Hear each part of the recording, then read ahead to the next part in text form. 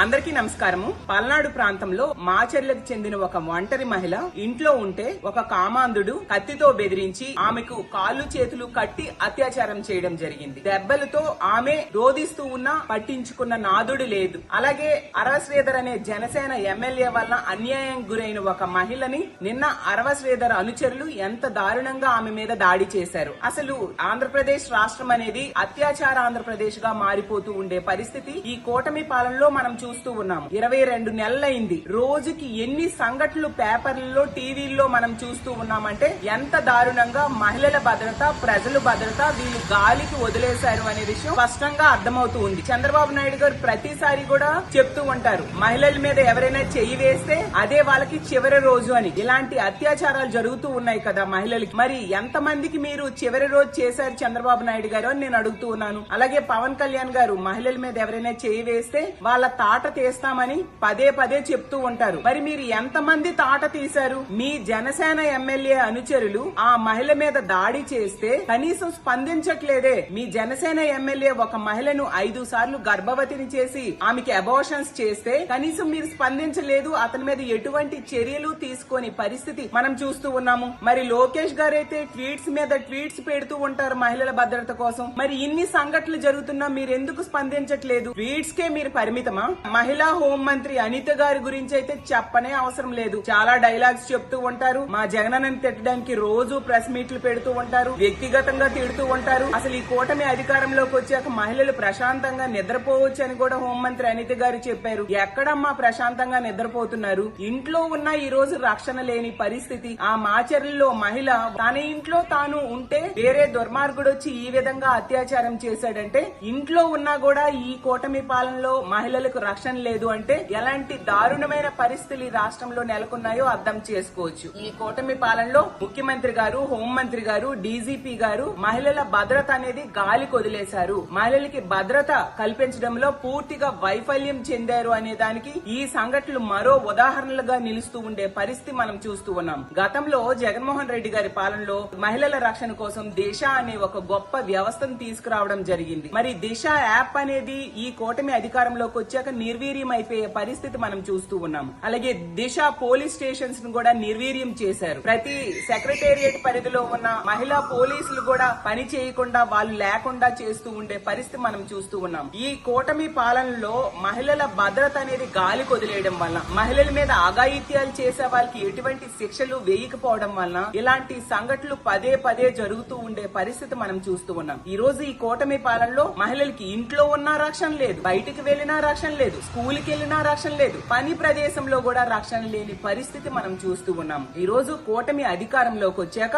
ఒకవైపు మద్యం విచ్చలవిడిగా దొరుకుతూ ఉండే పరిస్థితి, మద్యం ఏరులై పారుతూ ఉండే పరిస్థితి మనం చూస్తూ ఉన్నాము. 80-90 వేల బెల్ షాప్స్ ఈ రాష్ట్రంలో మనకు కనిపిస్తూ ఉన్నాయి. అలాగే పెర్మిట్ రూమ్స్ కి గవర్నమెంటే పర్మిషన్ ఇచ్చిన పరిస్థితి. 24 గంటలు మద్యం దొరుకుతూ ఉంది, గంజాయి విచ్చలవిడిగా దొరుకుతూ ఉండే పరిస్థితి, అలాగే డ్రగ్స్ డోర్ డెలివరీ జరుగుతూ ఉండే పరిస్థితి కూటమి పాలనలో చూస్తూ ఉన్నాము. దాని వలన వాటిని తీసుకొని ఇలాంటి కామాంధులు రెచ్చిపోయి ఈ విధంగా చేస్తూ ఉండే పరిస్థితి మనం చూస్తూ ఉన్నాము. పవన్ కళ్యాణ్ గారు అయితే తన సొంత పార్టీకి చెందిన ఎమ్మెల్యే కూడా కనీస చర్యలు తీసుకోలేదు. మహిళల భద్రత కోసం ఎన్నో స్టేట్మెంట్స్ ఇచ్చారు. మీరు ఇప్పుడు ఎందుకు మౌనంగా ఉంటున్నారు పవన్ కళ్యాణ్ గారు అని నేను అడుగుతూ ఉన్నాను. మీరు దీని మీద వెంటనే చర్యలు తీసుకోవాల్సిన బాధ్యత మీ మీద లేదా అని నేను అడుగుతూ ఉన్నాను. ఎప్పటికైనా స్పందించండి. ఇలా స్పందించకుండా ఇలా నిమ్మకు నీరెత్తినట్టుగా మీరు కూర్చొని ఉంటే ఎలా? మహిళల రక్షణ ఎలా? ఈరోజు మహిళల భద్రత కల్పించడంలో వైఫల్యం చెందారు, మహిళల రక్షణ గాలి కొదిలేశారు అనేది దేశవ్యాప్తంగా ఈ ఆంధ్రప్రదేశ్ రాష్ట్రం కోసం చర్చ జరుగుతూ ఉండే పరిస్థితి మనం చూస్తూ ఉన్నాము. అలాగే అమిత్ షా గారే స్వయంగా లేఖ రాయడం జరిగింది. 112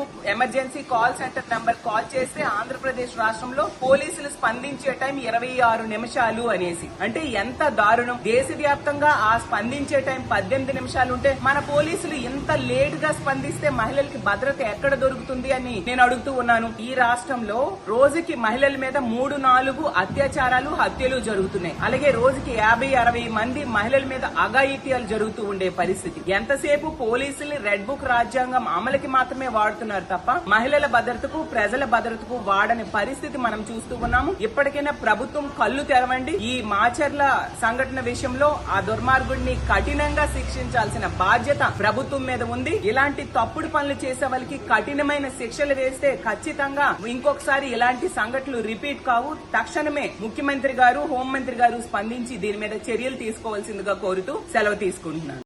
పరిస్థితి ఎంత దారుణంగా ఉందంటే ఈరోజు మీకు సంబంధించిన నాయకులే మహిళల మీద అఘాయిత్యాలు, అత్యాచారాలు లేకపోతే రకరకాలైనటువంటి వేధింపు చర్యలు చేస్తుంటే కూటమి ప్రభుత్వం ఏం చేస్తుంది? ముఖ్యమంత్రి చంద్రబాబు నాయుడు గారు ఏం చేస్తున్నారు? మహిళల మీద అత్యాచారాలు జరుగుతున్నాయి, అఘాయిత్యాలు జరుగుతున్నాయి, మహిళల పట్ల అసభ్యంగా ప్రవర్తిస్తున్నారు. మీ నాయకులు కానీ లేకపోతే సాధారణటువంటి ప్రజల్లో ఉండే వెధవలు కానీ ఈ రకంగా బిహేవ్ చేస్తుంటే మీ కూటమి పాలనలో మీరందరూ ఏం చేస్తున్నట్టు? మామూలుగా పొద్దున్నే పేపర్ తీయగానే పెద్ద పెద్ద డైలాగులు ఉంటాయండి దానికి సంబంధించి, అంతే. దాని తర్వాత ఇంకేమీ యాక్షన్స్లో కార్యరూపం దాల్చట్లేదు, మాటల్లోనే ఉండిపోతుంది కూటమి ప్రభుత్వం. దానికి ఉదాహరణ జరుగుతున్నటువంటి ఘటనలు, ప్రశ్నించే మహిళల మీద మీరు పెట్టే కేసులు. ఆడవాళ్ళు మిమ్మల్ని ప్రశ్నిస్తే వాళ్ళ మీద కేసులు పెట్టండి, వాళ్ళ మీద దాడులు చేయండి, వాళ్ళని అబద్ధాలు కోరులు చేయండి, రకరకాలుగా వాళ్ళని వేధించండి. వాళ్ళు బాబోయ్ మా కేసు తప్పు అని వాళ్ళే వెనక్కి తీసుకునేంత వరకు పోలీసులు కానీ, అధికారులు కానీ, ప్రభుత్వం కానీ వాళ్ళని వేధించండి. ఇది కదా కూటమి ప్రభుత్వం చేస్తుంది. స్టార్టింగ్ నుంచి ఇంతే కదా.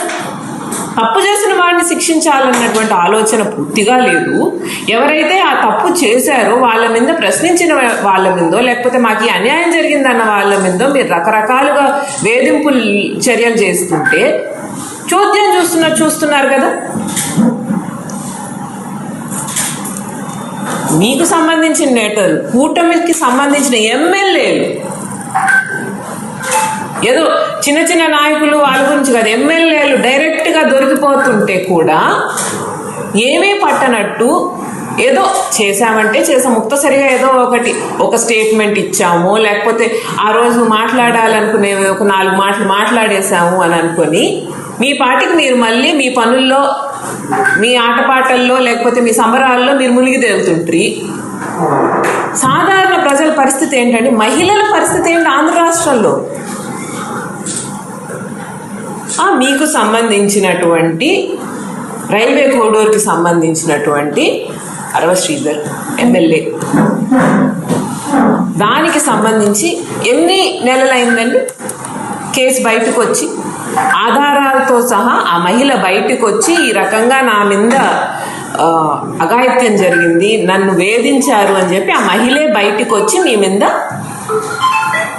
ఫిర్యాదు ఇచ్చింది.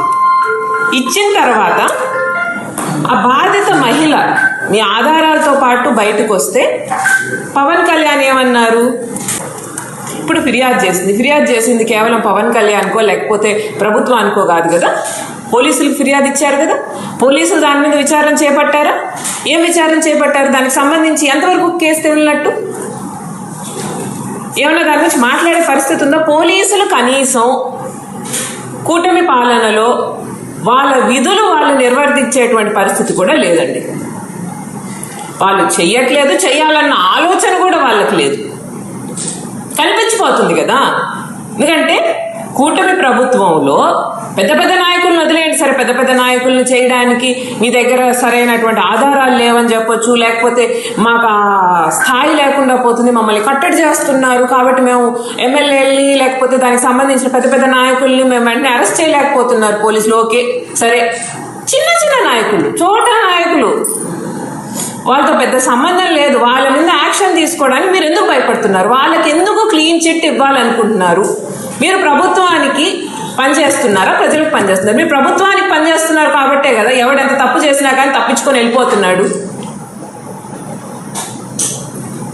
మనం ఏమి రాజ్యాంగం ఉండేటువంటి రాష్ట్రంలో ఉంటున్నామా, లేకపోతే ఎట్లా పడితే అట్లా బిహేవ్ చేయొచ్చు అధికారం ఉంటే అన్నటువంటి రాష్ట్రంలో ఉంటున్నామా? నాకు అర్థం కావట్లేదు.